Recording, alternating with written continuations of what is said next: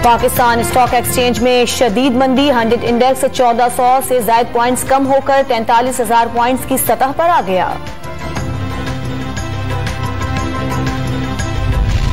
आलमी मंडी में खाम तेल की कीमतों में इजाफे का सिलसिला जारी, बरतानवी ब्रेंट $8 इजाफे से 128, अमरीकी खाम तेल $60 महंगा होकर $124 फी बैरल तक पहुंच गया।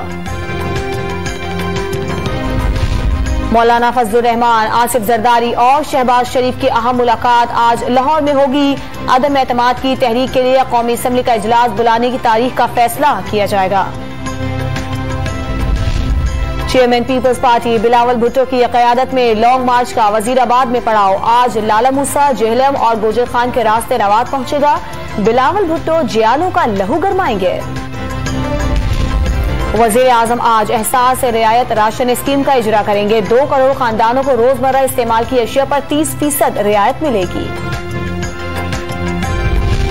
साबिक चीफ जज राना शमीम की जानिब से तौहीन अदालत केस में जवाब जमा न हो सका, 3 हफ्तों का वक्त मांगकर आज फिर केस मुलतवी करने की इस्तदा कर दी। साबिक सदर रफीक तारड़ इंतकाल कर गए, कुछ अरसे से अलील थे, जनाजे का ऐलान बाद में किया जाएगा। इस्लामाबाद हाई कोर्ट ने पीका तरमीमी ऑर्डिनेंस के खिलाफ दरखास्त पर समाअत की। अदालत ने अटॉर्नी जनरल समेत दीगर को 10 मार्च के लिए नोटिस जारी कर दिए।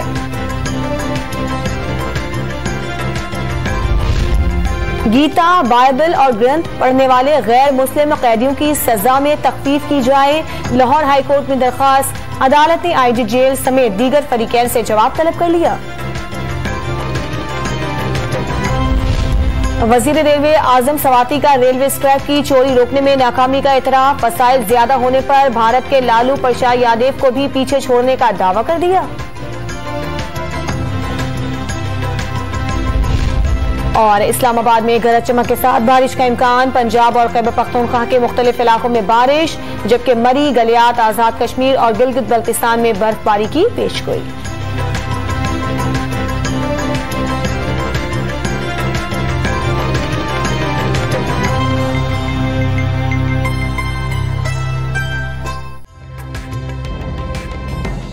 तरीन वीडियोस के लिए हमारा YouTube चैनल सब्सक्राइब करके बेल आइकन प्रेस करिए ताकि आपको मिले हर अपडेट सबसे पहले।